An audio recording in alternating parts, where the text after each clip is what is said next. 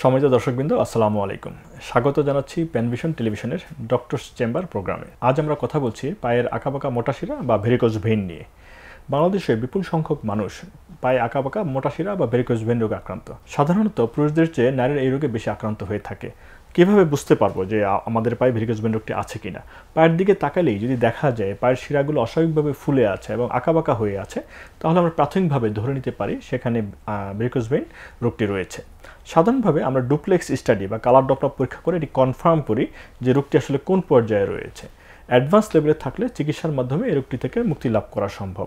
তবে এই রোগটি যদি দীর্ঘদিন থেকে চিকিৎসা করা না হয় তাহলে বিভিন্ন ধরনের জটিলতা হতে পারে।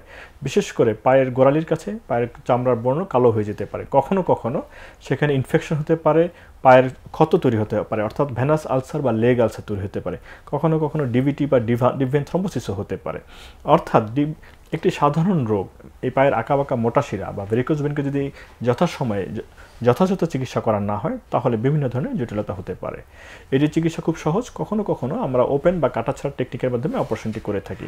তবে সর্বাধুনিক কাটাছাড়া না করে আরএফএ টেকনিক বা লেজার টেকনিকের মাধ্যমে ওই চিকিৎসা করা যায়। সাধারণভাবে মাত্র একদিনের চিকিৎসাতে এই রোগটি ভালো হয়ে যায়। অর্থাৎ রোগী যেদিন ভর্তি হবেন সেদিনই তার অপারেশন করা হবে এবং পরের দিন তাকে কিন্তু উনি বাসায় চলে যেতে পারেন। এভাবে সাধারণ কিছু নিয়মকানুন মেনে চলে একজন ভেরিকোজ ভেইন রোগী চিকিৎসা লাভ করতে পারেন এবং সম্পূর্ণ সুস্থ হয়ে যেতে পারেন। ধন্যবাদ।